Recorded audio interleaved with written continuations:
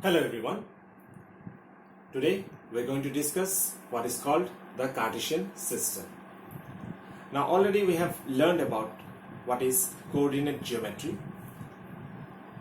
Now in the coordinate geometry, the French philosopher and mathematician René Descartes has already mentioned that with the help of two mutually perpendicular lines, we can locate the position of any object that is lying on that Cartesian plane.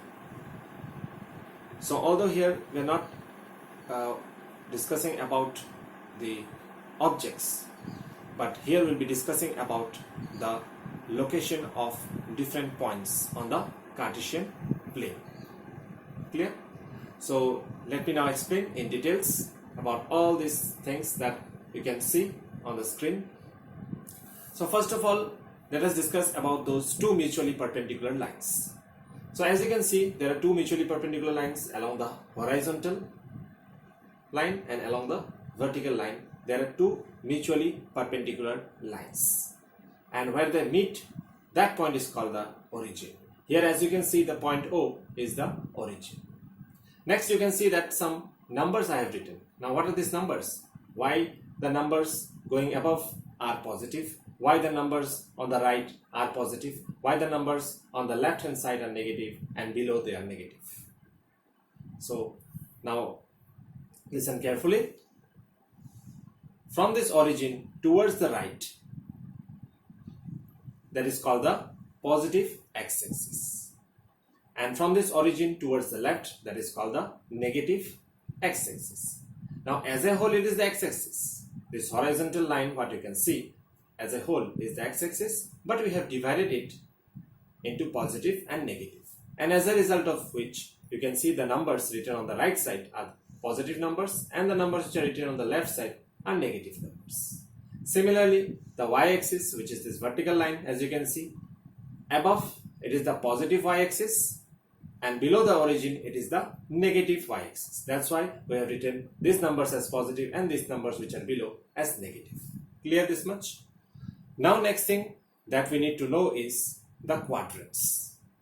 Now as you can see, while we draw these two mutually perpendicular lines, we have divided this whole Cartesian plane into four halves. You can see this, this, this and this. So we can number them for our own convenience.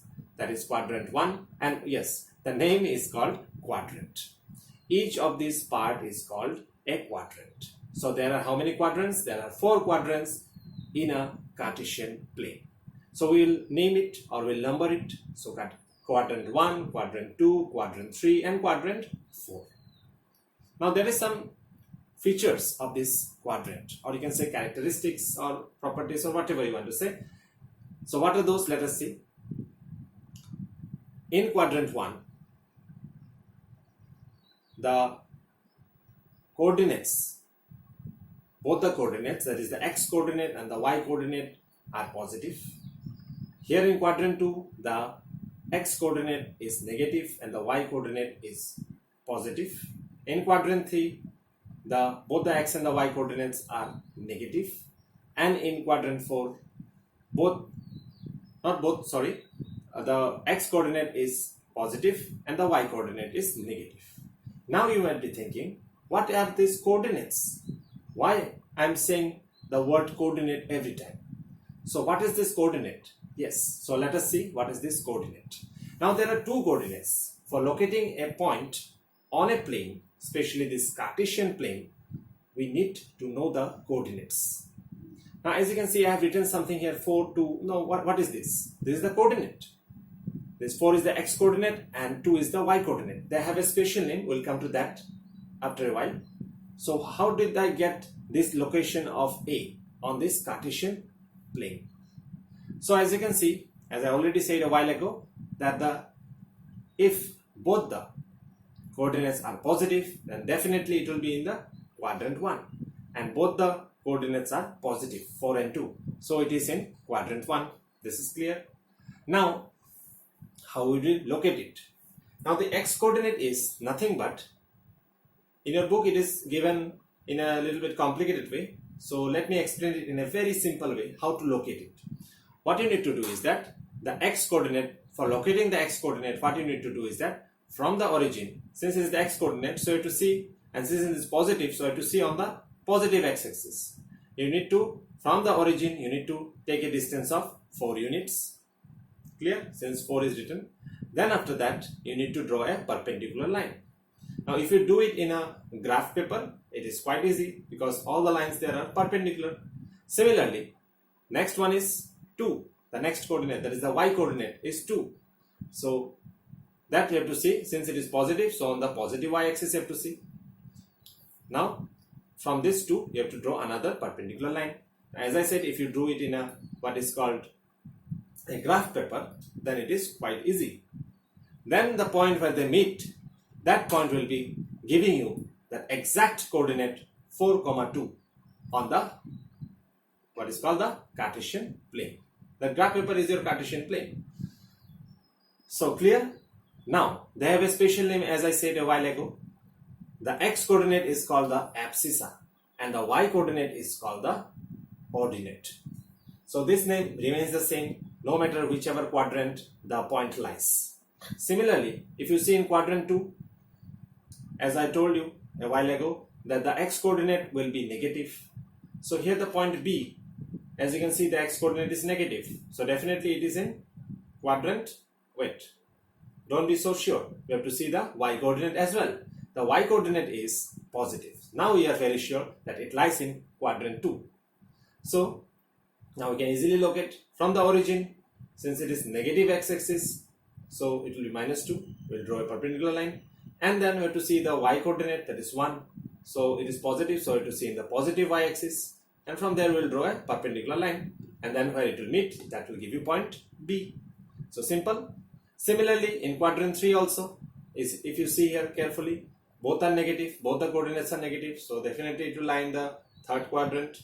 And then similarly, same process you have to follow, and where they will meet, that will give you the point. In a graph paper is very easy. Similarly, quadrant 4, you can see the x coordinate is positive, y coordinate is negative. It is definitely in quadrant 4. So in this way, whatever coordinates are given to you, and if you are asked to locate it on the graph paper, or if you say on the Cartesian plane, although in exam or in class you have to do it in a graph paper, you cannot do it in a whiteboard like me. Since I don't have the graph paper, this big graph paper, so I can't show you on a graph paper, so I've shown you on a whiteboard. So for me, this whiteboard is the Cartesian plane, and for you it will be the graph paper. So now in this way you can easily locate any point just by knowing the coordinates. Clear? So this is all about the Cartesian system. Now you can easily locate the points very easily just by looking at them. Also, if the point is given to you, you can write down the coordinates. Say if I tell you that if I mark any point, say I just mark a point here and I have not given the coordinates 4 and 2. So you can also find it very easily. So I hope through this video you have understood the Cartesian system and how to locate the points on the Cartesian system, how to find out the coordinates, the x coordinate, the y coordinate. Also sometimes it is written as abscissa and ordinate, so don't get confused, they are the other names, or you can say the common names. So that's it then for today. Thank you and have a nice day.